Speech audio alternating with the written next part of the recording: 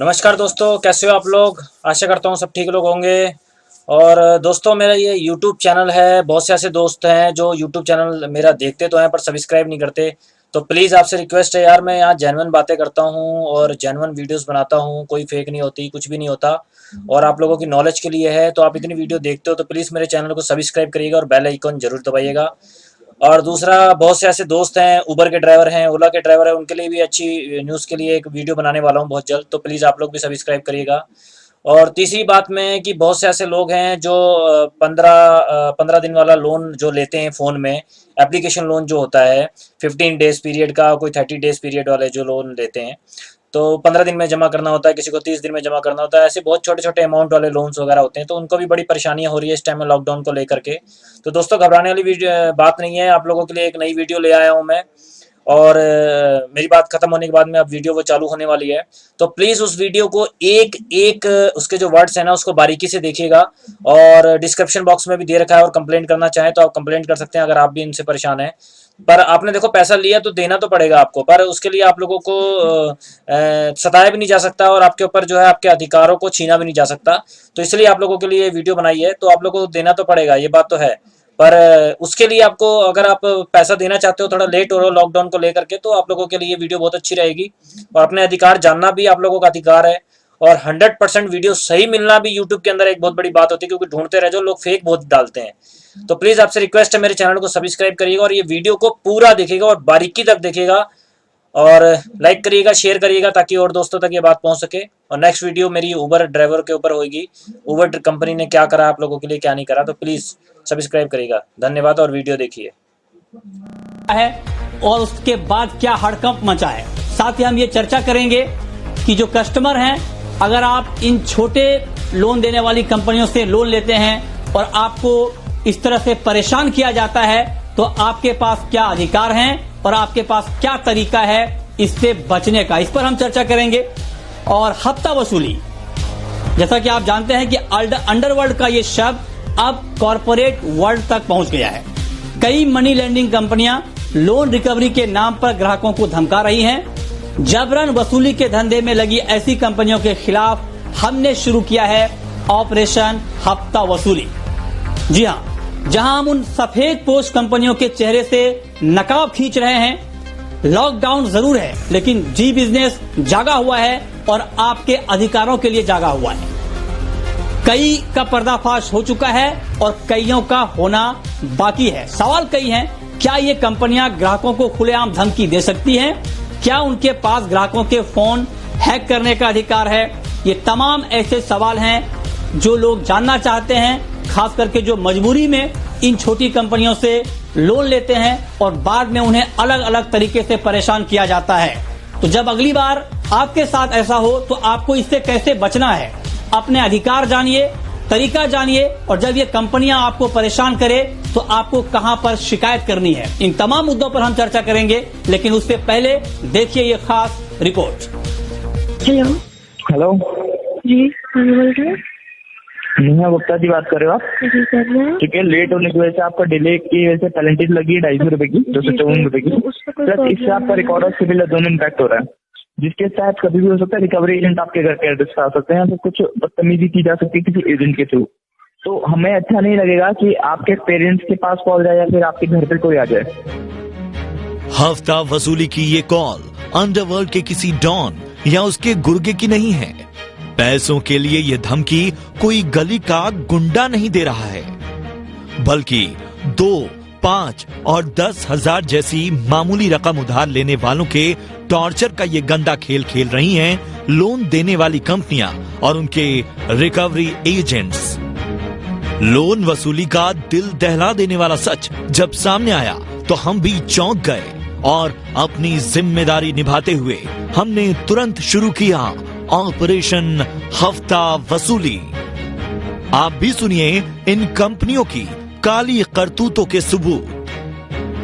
आप पेमेंट करो वरना हम आपके कॉन्टेक्ट्स को कॉल कर देंगे। यही चीज़ बाकी सारे एफपी कर रहे हैं। फिलहाल हम 3% पर डे पेनल्टी दे रहे हैं, फिर भी वो लोग कॉन्टेक्ट्स को कॉल करने का धमकी देते हैं।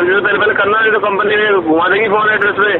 ठीक है सर, कर देंगे। इनके रिकवरी एजेंट फ़ोन करके हमें गालियाँ देते हैं, वो डेटा ब्रीचिंग करते हैं, 20,000 का लोन है, अब 34,094 रुपए का हर घंटे का 2% भरते रहिएगा ना। आपको बहुत शौक है जब पेनाल्टी भरने का, तो भरते रहिएगा। बता दीजिए आप नहीं करेंगे तो।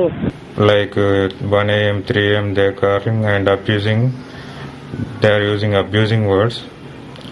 They say they will file criminal case.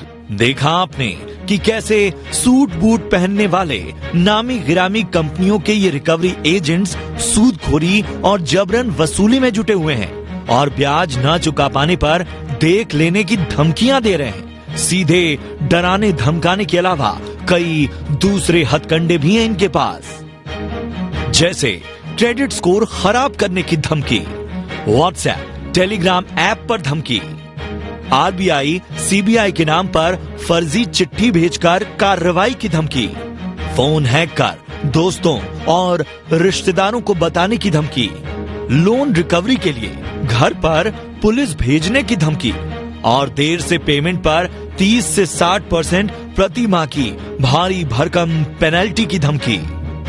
Ji business के स्टिंग ऑपरेशन हफ्ता वसूली में cash bean, Y cash, O cash, cash in and wifi cash जैसी कंपनियों के नाम सामने आए तो हड़कंप मच गया। अब कंपनियां दौड़ दौड़ कर जी बिजनेस के सामने सफाई देती फिर रही हैं। रिकवरी एजेंट्स को हटा देने की बातें कह रही हैं। लॉकडाउन के दौरान आरबीआई ने मई तक ईएमआई न वसूलने की बात कही है, लेकिन ये कंपनियां मुश्किल वक्त में लोगों के साथ खड़े होने की बजाय किस्त वसूली की धमकी दे रही हैं। आप सबसे पहले संबंधित बैंक और लोन देने वाली एजेंसी में शिकायत करें। सुनवाई न होने पर बैंकिंग ओम्बुड्समैन से शिकायत करें। आरबीआई की वेबसाइट पर कंप्लेंट मैनेजमेंट सिस्टम में शिकायत दर्ज कराएं। अगर रिकवरी एजेंट ज्यादा परेशान कर रहे हैं तो पुलिस में शिकायत का विकल्प भी आपके पास है। सरकार से भी हम अपील करते हैं कि गलत पाए जाने पर इन कंपनियों पर नकेल कसी जाए। जी बिजनेस पर हमेशा हम आपके अधिकार, हित और हक के मुद्दे उठाते रहे हैं, चाहे फर्जी एडवाइजरी कंपनियों के खिलाफ स्टिंग ऑपरेशन, मार्केट माफिया हो, चाहे टेलीग्राम ब्लॉकचेन एडवाइजरी का खुलासा हो, फर्जी केवाईसी के जरिए अकाउंट हैक का मुद्दा हो या पीएमसी बैंक ग्राहकों को उनका हक दिलाना, हम हमेशा आपके साथ खड़े हैं। और इस बार ऑपरेशन हफ्ता वसूली के जरिए हम भोले भाले लोगों को परेशान करने वाली उन कंपनियों को चेतावनी दे रहे हैं कि अपना काला कारोबार बंद कर दें। अभी भी मौका है, सुधर जाएं, क्योंकि जब तक एक भी व्यक्ति के पास हफ्ता वसूली की कॉल जाएगी, हमारी ये मुहिम जारी रहेगी। ब्यूरो रिपोर्ट, जी मीडिया।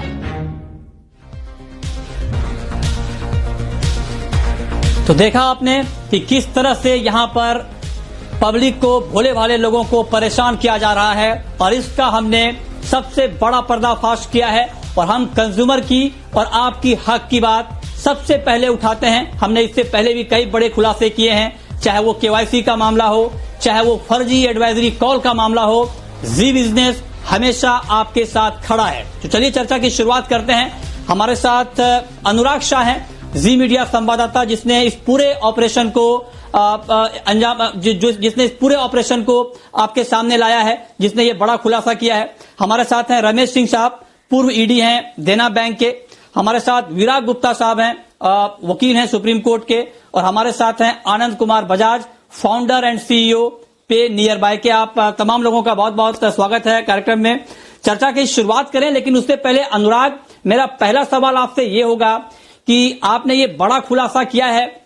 मैं आपसे ये जानना चाहता हूं कि ये जो तमाम कंपनियां हैं जो इस तरह की हरकत करती हैं, उनके कामकाज का तरीका क्या है, किस तरह से ये कामकाज करती हैं, पहला। और दूसरा ये कि हमने जब ये पर्दाफाश किया, हमने जब ये बड़ा खुलासा किया, तो उसके बाद इन कंपनियों के अंदर किस तरह का हड़कंप मचा हुआ है।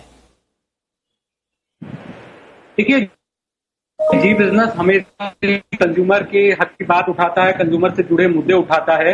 तो हमें कई सारी शिकायतें मिली थी, कई सारे जो कस्टमर थे जिन्हें फोन करके परेशान किया जा रहा था, तो उन्होंने हमें जब सोशल मीडिया पे बताया तो एक एक कस्टमर से हमने बात की और उनसे जो जो उनको कॉल्स आए थे वो हमने उनसे उनकी रिकॉर्डिंग मंगवाई, फिर कंपनियों को लिखा और किस तरह से उनको धमकी दी जा रही थी। और जिस तरह का लॉकडाउन का वक्त में भी जब कस्टमर्स ने उनकी आपबीती बताई कि हम लोगों को परेशान किया जा रहा है, जो हमारी कांटेक्ट लिस्ट होती है वहां पर कॉल किए जा रहे हैं, बार बार धमकी दी जा रही है, रात को 1 बजे धमकी दी जा रही है, सीबीआई आरबीआई के लेटर की धमकी दी जा रही है। तो तमाम तरह की ये जो गैर कानूनी चीज है उस तरह से वसूली की जा रही थी, उस तरह से धमकियां दी जा रही थी। तो ये पिछले 4-5 दिन से हमने अलग अलग जगह के जो लोग थे जिनकी शिकायतें हमारे पास आई थी उनसे बात की, उनसे उनकी जो कॉल रिकॉर्डिंग थी उसको सुना, उसके बाद कंपनियों को लिखा, कंपनियों ने बताया कि किस तरह से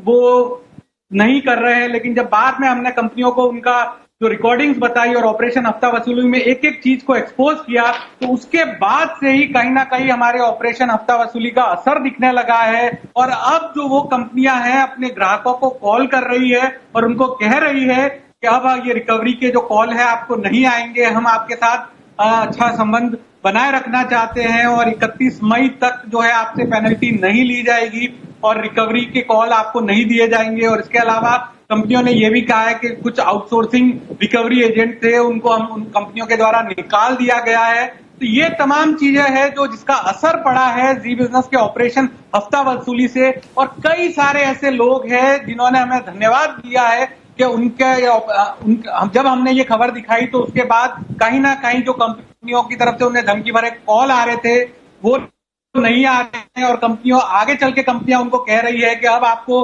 रिकवरी के कॉल नहीं आएंगे और 31 मई तक आपको पेनल्टी भी नहीं देनी है।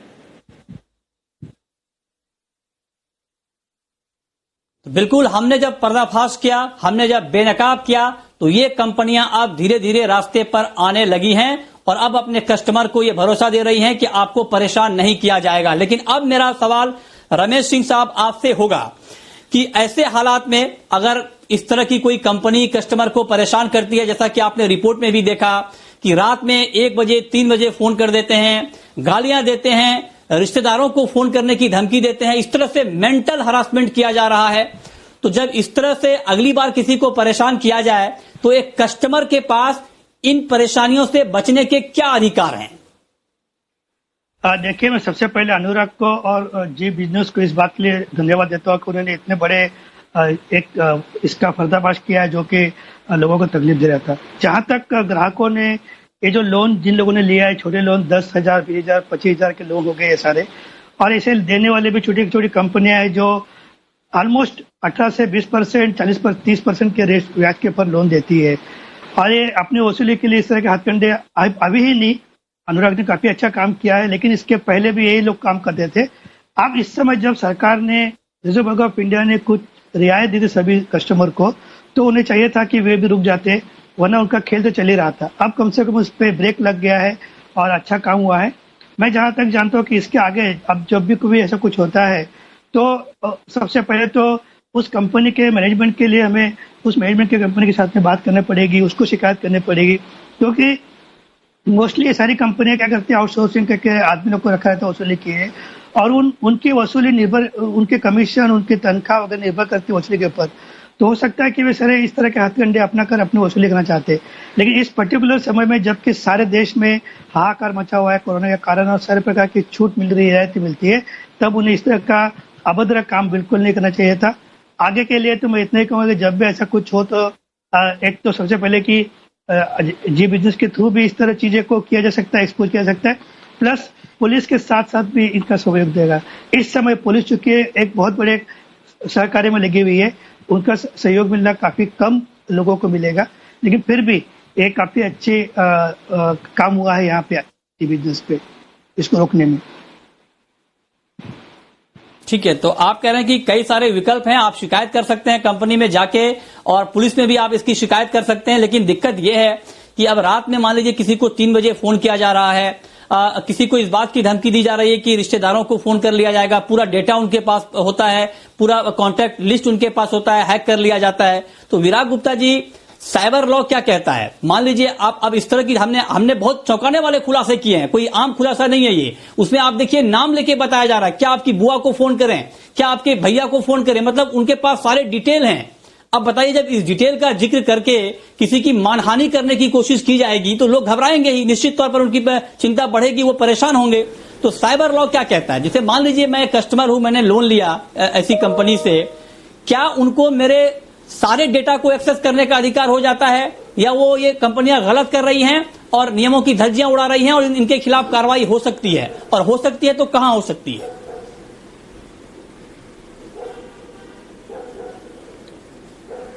देखिए, मैं सबसे पहले जी बिजनेस और अनिल जी दोनों को बहुत एक धन्यवाद दूंगा कि उन्होंने एक बहुत बड़े मामले पर इस तरह की जो मुहिम चलाई है और इसका बहुत अच्छा प्रभाव होगा।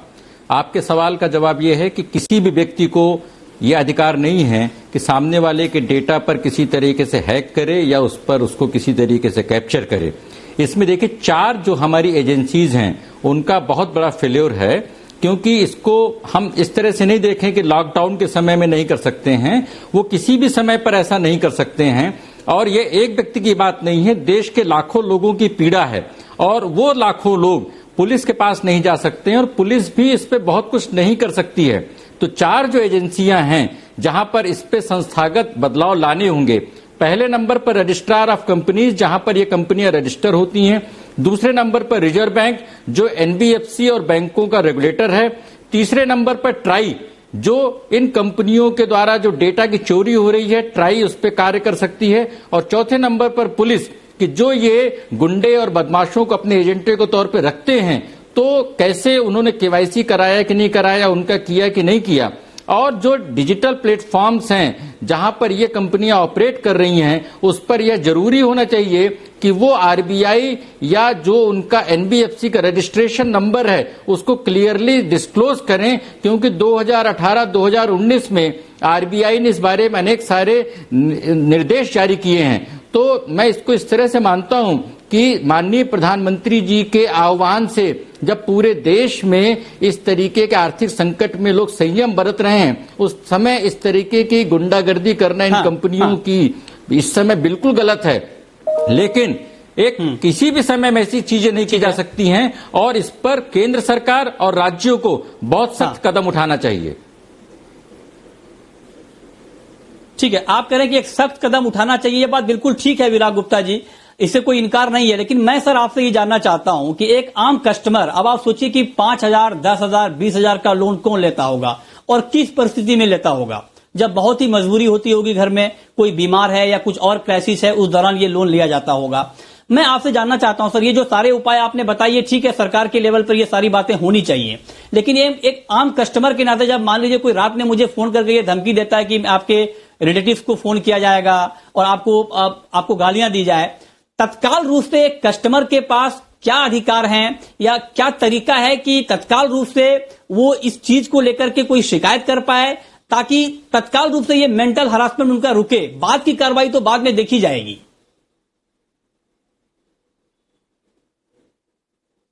देखिए, पहले नंबर पर हम देखें कि इन कंपनियों से लोन लेने वाले अधिकांश लोग, उनकी क्रेडिट रेटिंग बहुत ही कमजोर होती है, बहुत ही वो लोग, उनके पास डॉक्यूमेंटेशन नहीं होता है और वो जल्द लोन के लालच में फंस जाते हैं इन कंपनियों के उसमें।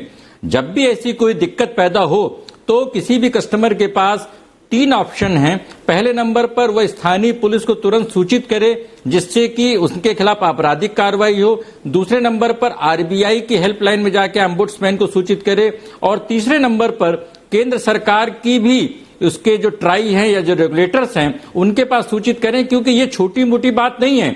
उन सारे कंपनियों की जांच होनी चाहिए कि उन कंपनियों ने अपने ग्राहकों का डेटा कैसे हैक किया। सुप्रीम कोर्ट के 9 जजों ने प्राइवेसी का जजमेंट दिया है और वो देश का कानून है। किसी भी कंपनी को अधिकार नहीं है कि सामने वाले की मर्जी के बगैर उसके डेटा को हैक कर सके। ठीक है, ठीक है, सामने वाले की मर्जी के बगैर आप कोई डेटा आप ले नहीं सकते हैं, ये बड़ी बात है। अगर आपको कोई इस तरह की धमकी देता है, कोई कंपनी से कोई रिकवरी एजेंट फोन करता है कि आपके भाई को फोन कर देंगे, आपकी बुआ को फोन कर देंगे, आपकी सिस्टर को फोन कर देंगे, तो उसी वक्त आप कंप्लेन दर्ज कराइए और उस रिकवरी एजेंट के ऊपर और उस कंपनी के ऊपर कार्रवाई होगी। लेकिन अब आनंद कुमार बजाज साहब, मैं आपसे जानना चाहता हूं, कई कंपनी, हमने जब ये पर्दाफाश किया ऑपरेशन हफ्ता वसूली का, उसके बाद कई कंपनियों के रिएक्शन आए। उसमें कुछ कंपनियां ये दलील दे रही हैं कि कंपनियों की तरफ से ये फर्जी, जो सीबीआई के नाम पर फर्जी लेटर भेजे जा रहे हैं, लीगल नोटिस भेजे जा रहे हैं, या आरबीआई की तरफ से कंपनियों का यह कहना है कि ये उनके सीनियर मैनेजमेंट की मर्जी के बगैर भेजा जा रहा है और जो फोन कॉल में जो धमकियां दी जा रही हैं, जो गालियां दी जा रही हैं, वो भी कंपनी के सीनियर मैनेजमेंट को मालूम नहीं है। तो आखिर इसकी जिम्मेदारी बनती किसकी है? अगर कोई रिकवरी एजेंट इस तरह की गालियां देता है या इस तरह की हरकत करता है तो ये जिम्मेदारी तो कंपनी की होगी ना, और अगर कंपनी को नहीं मालूम है तो इसके लिए कौन जिम्मेदार होगा? आप ठीक कह रहे हैं अनुराग जी, और मैं शुक्र अदा करना चाहूँगा आपका जी बिजनेस के माध्यम से आपने ये मुद्दा उठाया है देश के लेवल पर। और ये बात आपने ठीक कही कि जो आदमी 2000, 3000, 20,000 रुपए का लोन लेता है वो किसी परिस्थितियों का शिकार होता है और बहुत ही सधे हाथ से वो पैसा लेता है। और साथ में इस समय जब मामला इतना कॉम्प्लिकेटेड है, माहौल इतना खराब है, जहां सरकार इतना बड़ा डायरेक्ट बेनिफिट ट्रांसफर देके लोगों को सरवाइव करवाने की कोशिश कर रही है, ये हरकतें एकदम ही गलत हैं। और जैसा कि वकील साहब ने बताया कि जो GDPR है, ग्लोबल डेटा प्राइवेसी राइट्स, और इंडिया में भी पास लॉ हैं, उसके अलावा रिजर्व बैंक की अकाउंट एग्रीगेटर की गाइडलाइंस हैं जो कि बहुत क्लियर हैं कि क्या डेटा लिया जा सकता है, क्या नहीं लिया जा सकता। उसके अलावा बैंकों के फेयर कोड ऑफ कंडक्ट्स होते हैं जिसके अधीन मेरे ख्याल से सारे NBFC और माइक्रो फाइनेंस इंस्टीट्यूट्स भी फॉलो करते हैं। तो लोन एक ऐसी चीज है जो कि बहुत ही सधे हुए तरीके से कस्टमर को समझकर उसकी जरूरतों को ध्यान में रखते हुए दिया जाता है। और ये आवश्यक है कि इन परिस्थितियों में लोन देने वाली कंपनियां इन परिस्थितियों को समझें और कस्टमर के साथ इस बात की सुलह कर लें कि अभी पैसा नहीं लिया जाए। आपने देखा रिजर्व बैंक ने मोराटोरियम का प्रावधान भी जारी किया है, जहां 3 महीना 2 महीना मोराटोरियम सुओ मोटो कंपनियां दे रही हैं, लेंडिंग कंपनियां, और कस्टमर को चॉइस है कि उसे मोराटोरियम लेना है या नहीं लेना है। ये बातें जरूर ध्यान में रखनी चाहिए और एब्सोल्युटली सीनियर मैनेजमेंट के ऊपर रिस्पॉन्सिबिलिटी आती है, चाहे उनके नजर में है या नहीं है। ये बात शर्मनाक है कि अगर किसी कंपनी के किसी स्टाफ ने कुछ ऐसा काम किया, आउटसोर्स एजेंसी ने कोई ऐसा काम किया, तो ये सरासर गलत है और इनकी मैं निंदा करता हूं। आपको मैं एक बात इसी माध्यम से बताना चाहूंगा कि कुछ बहुत ही बढ़िया माइक्रो फाइनेंस इंडस्ट्रीज में कंपनियां हैं जिन्होंने एक बहुत ही बढ़िया प्रैक्टिस अप्लाई किया इन लास्ट 3 वीक्स में, 3 हफ्तों में, जहां जो कस्टमर के पास कोई पैसा कलेक्ट करने नहीं जा सकता और वो कस्टमर पैसा देने के लिए इच्छुक है, तो वो बैंक मित्रों के काउंटर पे आकर के 200, 500, 1000 रुपया खुद स्वेच्छा से जमा करवाना चाहे तो करवा सकता है। और कई कंपनियां इसमें इस चीज का सपोर्ट कर रही हैं, क्योंकि देखिए इस समय माहौल ऐसा है कि कोई पैसा कलेक्ट करने जा नहीं सकता, कस्टमर जो सक्षम हैं वो भी दे नहीं पा रहे हैं। इसीलिए ये सुविधाएं मुहैया कराई गई हैं कि आप बगल की किराना दुकान में या बैंक मित्रों के यहाँ जहां जाके आप पैसा निकाल रहे हैं सरकार के भत्ते का, वहीं आप जमा करवाइए। जी ओके, ठीक है। तो ये आपने कहा कि बिल्कुल ये कंपनियों की, देखिए हम इसलिए अलग अलग पहलुओं पर चर्चा कर रहे हैं, और आपने कहा कि ये कंपनी की जिम्मेदारी है, बिल्कुल है। कंपनी इस जिम्मेदारी से अपना पल्ला नहीं झाड़ सकती है कि रिकवरी एजेंट ने क्या किया, रिकवरी एजेंट ने कौन से डॉक्यूमेंट भेज दिए कस्टमर को, कौन सा नोटिस भेज दिया, इसकी जानकारी नहीं है। ये कहकर कोई कंपनी अपनी जिम्मेदारी से पल्ला नहीं झाड़ सकती है। अब वक्त है एक ब्रेक का, और ब्रेक के बाद बहुत ही इंटरेस्टिंग चर्चा हम करेंगे कि क्या ये छोटे लोन देने वाली कंपनियां 36% तक ऊंची ब्याज दरें ले सकती हैं क्या ये नियम के मुताबिक है? क्या 60% तक पेनल्टी हो सकता है क्या? और साथ ही आप जब इन कंपनियों से लोन ले रहे हैं और जब इसके रिकवरी एजेंट आपको फोन कर रहे हैं, तो फोन करने के और ये जो लोन वसूली के क्या तय तरीके हैं, क्या नियम कानून है, एक दिन में आपको कितनी बार ये फोन कर सकते हैं, कब फोन कर सकते हैं, इन तमाम मुद्दों पर हम करेंगे बातचीत। ब्रेक के बाद आप बने रहिए हमारे साथ।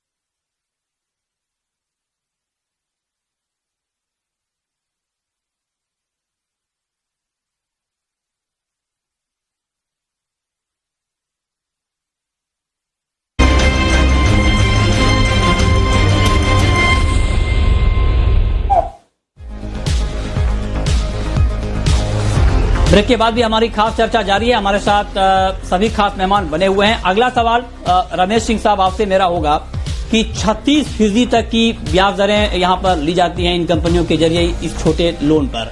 क्या ये जो ब्याज जो इंटरेस्ट लिया जाता है या फिर जो 60% तक पेनल्टी कभी कभी लिया जाता है, क्या ये नियमों के मुताबिक है या ये भी गाइडलाइन का उल्लंघन है?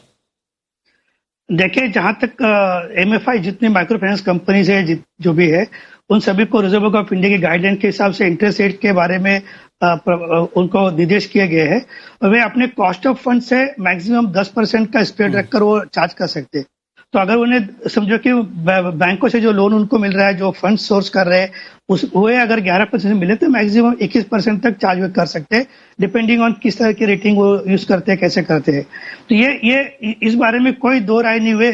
36% इंटरेस्ट कैसे का चार्ज करते हैं तो उनकी अपनी जानकारी होगी, वो वे खुद कैसे ले रहे हैं। और जहां तक पेनल्टी की बात है, पेनल्टी में भी इस तरह का 60% का सुनकर मुझे भी बड़ा ताज्जुब हो रहा है। और चूंकि ये एक प्राइवेट सेक्टर का धंधा है, एमएफआईज है जो कि पठान की तरह काम करते हैं, तो हो सकता है कि वे इस तरह का करता हो और आर्म ट्विस्टिंग करके पैसे वसूलना इनका काम ही है। हाँ। ये जरूर हो रहा है। इस पे रुकावट लाने के लिए इस तरह की जो पहलू ये होनी चाहिए।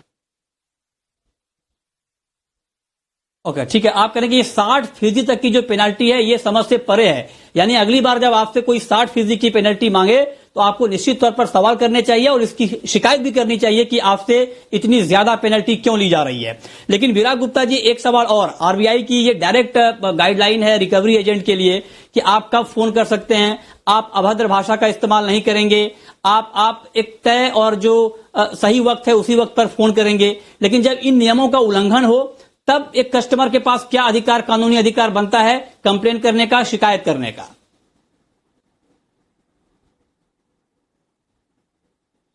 देखिए, मुझे पहले तो बड़ा अचरज हो रहा है कि गोदान प्रेमचंद की जो उपन्यास था और जो मदर इंडिया पिक्चर थी, उसमें जो सूदखोरों की व्यवस्था थी वो आज भी वैसे ही बनी हुई है और डिजिटल प्लेटफॉर्म होने के बाद उसका विस्तार हुआ है। पहले सिर्फ गांवों में होता था और अब पूरे देशव्यापी इसका नेटवर्क बन गया है। तो पहले नंबर पर मैं स्पष्ट कर दूं कि रिकवरी एजेंट नाम की कोई चीज नहीं हो सकती है जो बाउंसर के तौर पर काम करे, और कंपनियों के बीच में और रिकवरी एजेंट के बीच में कोई औपचारिक अनुबंध होना जरूरी है। और वो रिकवरी एजेंट जैसे सामान्य तौर पर कोई कंपनी का आदमी काम करता है उसी तरीके से काम कर सकते हैं। और इन कंपनियों के जिनका आपने खुलासा किया है, जब ये डिसोन कर रहे हैं, इनका फॉरेंसिक ऑडिट कराया जाए कि इन्होंने पैसे किससे दिए, कितने लिए। तो मुझे लग रहा है कि रिजर्व बैंक को इन जो कंपनियों के ऑडिटर हैं उनकी और भी ज्यादा सतर्कता से जांच करने के लिए बोलना चाहिए, क्योंकि इनकी कंपनियों के अकाउंट में पता चलेगा कि इंटरेस्ट रेट किस रेट से ले रहे हैं, पेनाल्टी किस रेट से कर रहे हैं और ये पेमेंट बाउंसरों को या रिकवरी एजेंट को कैसे कर रहे हैं। अगर कानून के अनुसार देखें तो इसमें दो चीजें बड़ी जरूरी हैं। पहले नंबर पर लोन देने वाले और लेने वाले के बीच में भले कोई रिटर्न एग्रीमेंट नहीं हो, पर अगर मौखिक एग्रीमेंट पे एग्रीमेंट की मान्यता में आता है और अगर देने वाला फेल्योर हो रहा है तो धमकी नहीं दी जा सकती है, सिर्फ कोर्ट में वो सिविल सूट फाइल कर सकते हैं। उनके पास कोई ऐसा विकल्प नहीं है कि किसी आदमी को प्रताड़ित करें।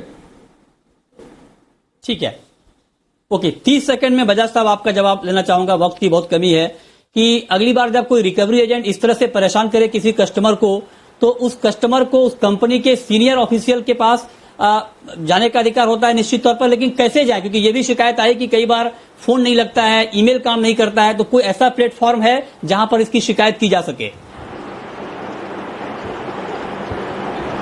देखिए, बैंकिंग ओम्बुड्समैन की व्यवस्था रिजर्व बैंक ने बहुत बढ़िया ये बना रखी है और जिन्होंने नॉन बैंकिंग कंपनियों से लोन लिया है तो वो अपने रिलेशनशिप मैनेजर जिन्होंने भी आके उनके साथ एंगेजमेंट करके लोन की कार्रवाई की है, उन्हें उनको शिकायत करके ये बताना चाहिए कि ये उनके जो असिस्टेंट्स या नीचे आउटसोर्स लोग जिस ढंग से पेश आ रहे हैं, तो ये इसकी इसके कायदे हैं जरूर। और जिससे लोन लिया है वो भली भांति जानता है कि किसे शिकायत कर सकता है, कर देनी चाहिए शिकायत में।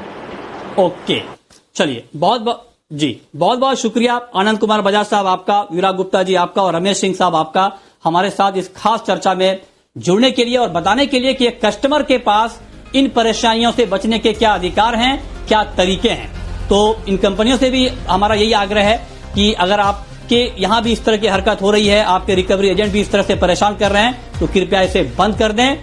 और अगर ये बंद नहीं होगा तो हमने लगातार कंज्यूमर के मुद्दे को उठाया है और हम आगे भी इस मुहिम को जारी रखेंगे। बहुत बहुत शुक्रिया आप तमाम खास मेहमानों का। तो फिलहाल इस खास पेशकश में इतना ही। वक्त है ब्रेक का, ब्रेक के बाद भी खबरें लगातार जारी हैं। नमस्कार।